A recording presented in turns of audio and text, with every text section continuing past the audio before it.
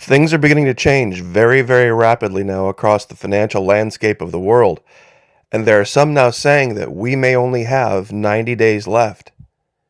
I'm sure a lot of you are aware of what happened with SVB, what happened with UBS buying out Credit Suisse, that they're keeping this hidden. They're trying to keep a secret away from you, and I have a question, and it's a very honest one. Could we see a future where the only option is cryptocurrency? Not that it's just the best option, but it's the only real one going forward. Now, I'm sure a lot of you are snickering because you said, well, Florida Maquis, a long time ago, you came out dead set against cryptocurrency and told people to get out of it. It was a Ponzi scheme. It was. I stand by that, but things change.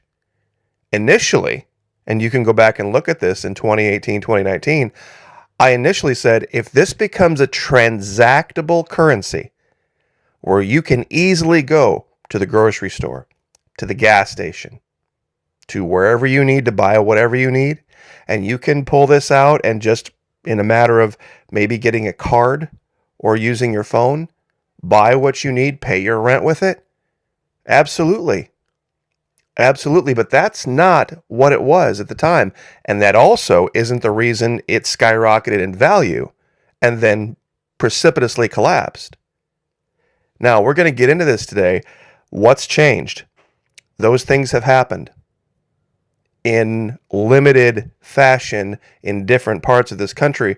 But if it gets adopted and adopted on a large scale, we could see the end of the US dollar. But of course, as always, speaking of the $1, the $1 US dollar per month, that is the lowest allowable level over Patreon. Would love to have your support. These platforms are becoming very, very difficult to negotiate, whether it's me or the Patriot Nurse or Lisa Haven, Justice Knight, Restricted Republic, BP Earthwa, ask any of them. Southern Prepper One, ask any of them.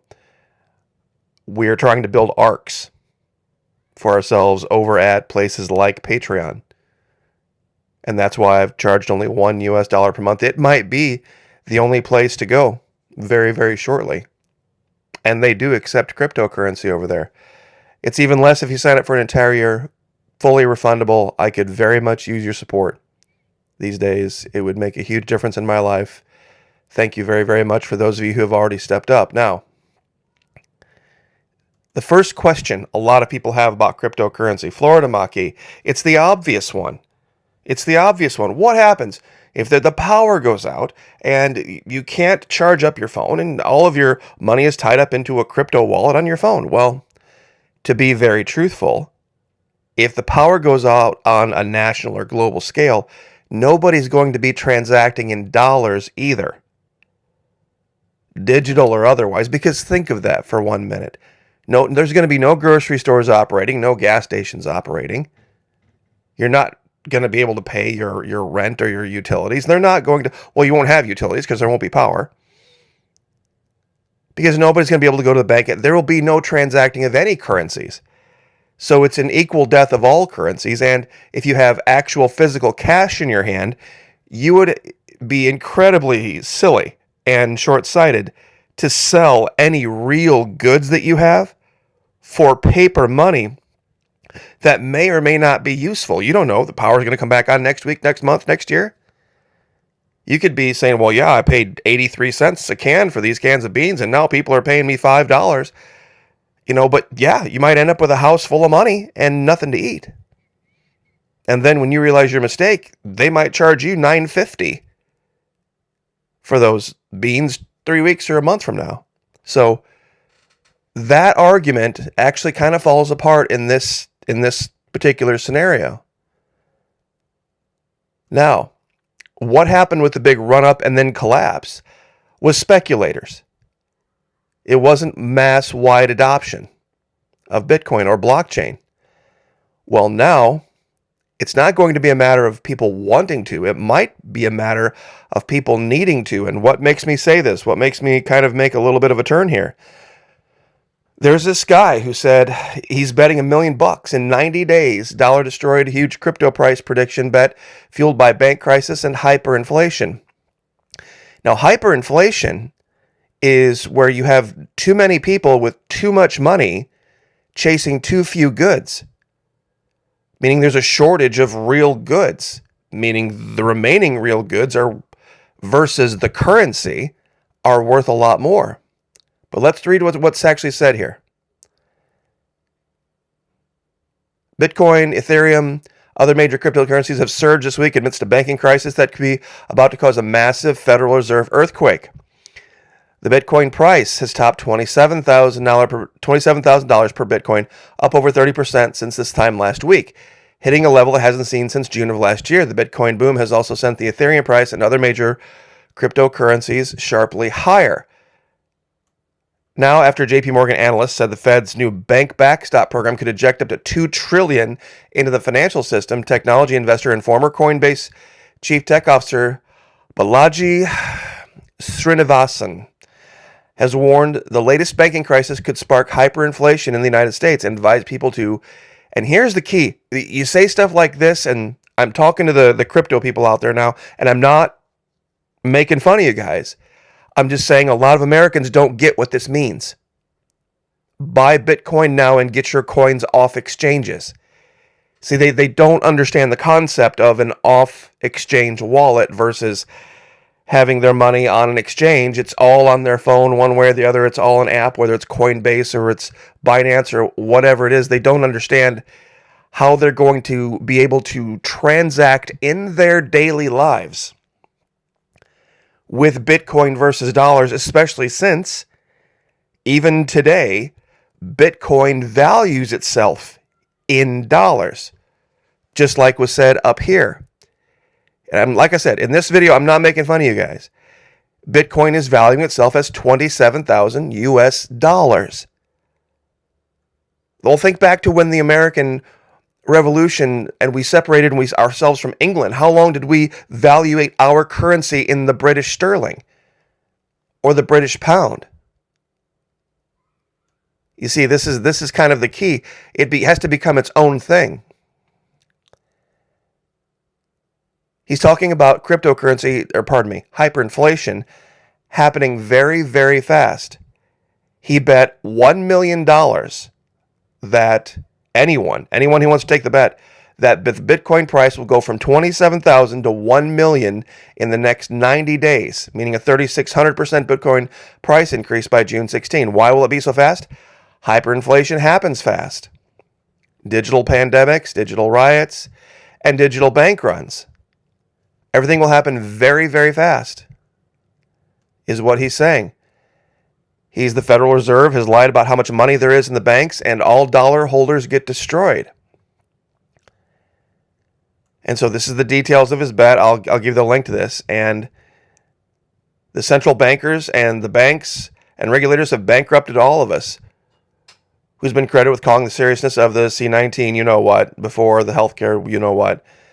Quote, they hid their insolvency from you, the depositors, and they're about to print $2 trillion to hyperinflate the dollar. In the digital age of this will happen quickly, so buy Bitcoin now and get your coins off exchanges. So this is what the warning is going to be right now, and this is what people are warning of. So I'm going to ask the Bitcoin, the cryptocurrency people down there, please go down in the comments and explain and use regular language how somebody could say, okay, well, I've got $5,000 in the bank right now, and I have bills to pay. I need to go to the grocery store in a couple of days. How could I possibly take my money, convert it into Bitcoin, and then still go do and transact those things?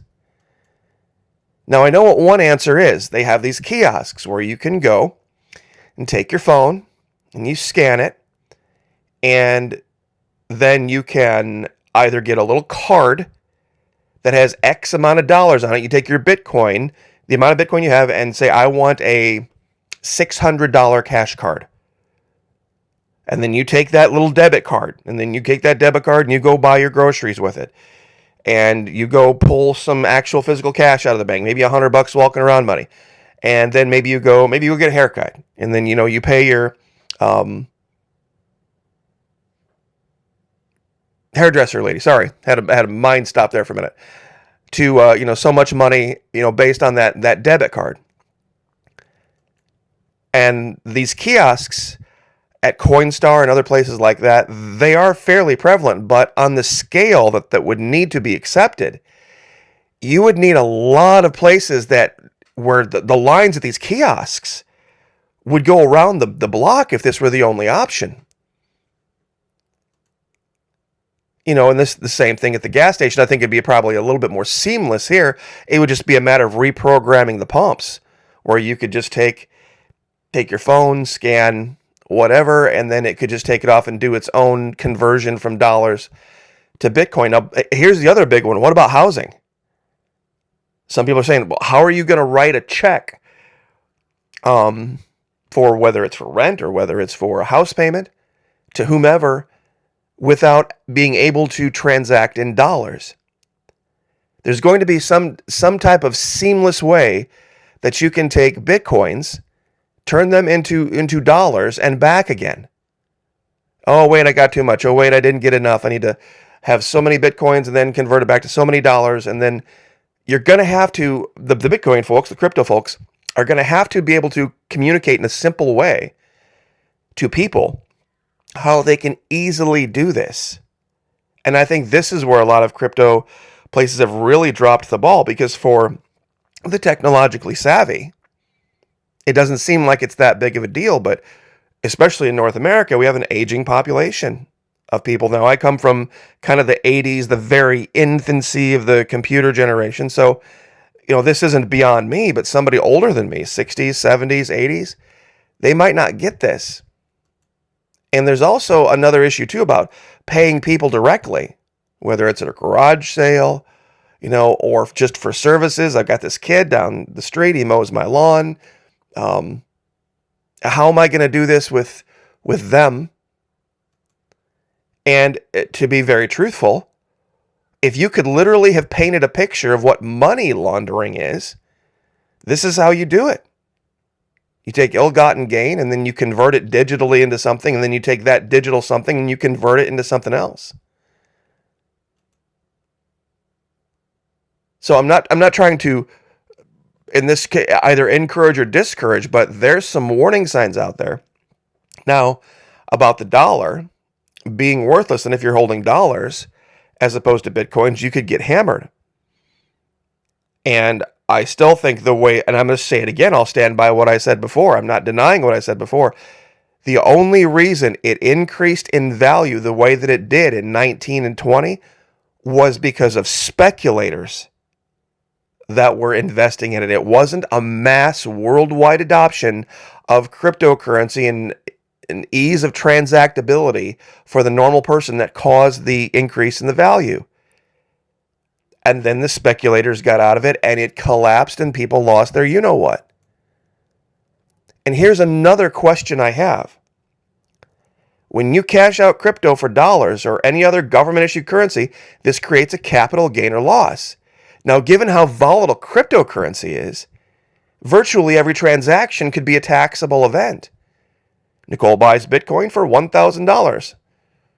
Okay, depending on the volatility of cryptocurrency, that $1,000 could increase to $1,500 in a week, or 2 weeks, or a month, to $1,500. When Nicole then takes her Bitcoin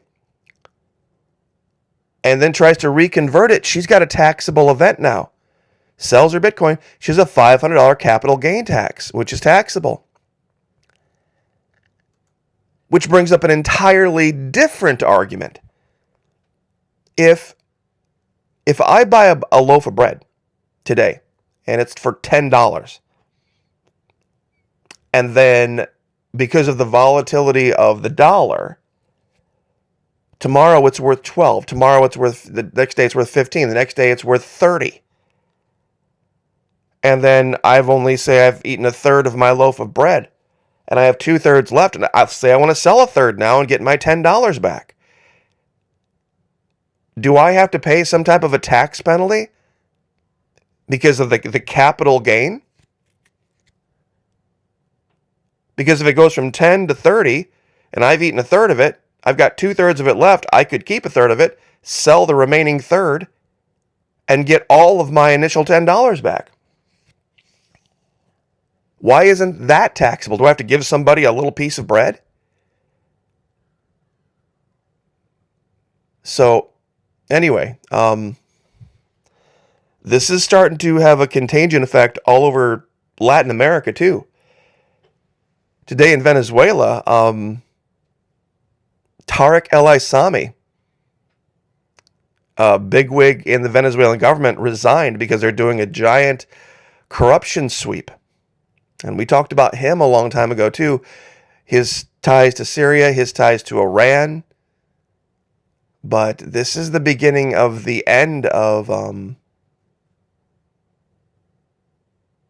the bully dollar. Remittances drive uneven but swift crypto adoption in Latin America. And this is where US dollars are flooding down there and then just going away. So, like I said, crypto folks, I'll say it again, I stand by what I said about before when it went up in value and then went precipitously down. I was exactly correct about what was going to happen and about it being a Ponzi scheme. If you can explain or you can show, give links, do whatever. In fact, I'll even go in, and for this video, I will allow links. I don't normally. To show, and the link can't be to your particular pet currency. The link needs to be to an instructive place where, and I'm going to be watching this, where people can learn how to, for example, buy their groceries. How can I take $1,000, let's say, and put it into cryptocurrency, and then if I need that money, I can very easily go right down to the grocery store with my phone or whatever, and I can quickly convert it back to whatever I need, dollars or whatever, and then do my grocery shopping with it, and then if I need to, convert that money back into crypto. If you can show people how to do that, I'll be on your side all day long. And if it goes up in value based on this type of adoption, absolutely. You can in any currency gain or lose money. And for a long time, there were a lot of folks, and you have to admit this, crypto people. There were a lot of people saying, there's absolutely no way to ever lose money in crypto. You had a lot of folks saying that. And that was never the case. Groceries, ease of transactability, gasoline, paying for housing, just the normal everyday stuff. How do you do this? Whether it doesn't even have to be Bitcoin. The Ethereum can be any of the others. That's what people want to know. If the dollar really is going away, how do I make this work for my life? That's the question. So, I will leave it there, but once again, thank you, everybody who has showed up over at Patreon, who has stepped up. Those of you who have increased your pledges, God bless every one of you. I so much appreciate it. More than you know. It's making a giant difference in my life. God bless. Like, share, subscribe. We'll see you guys next time.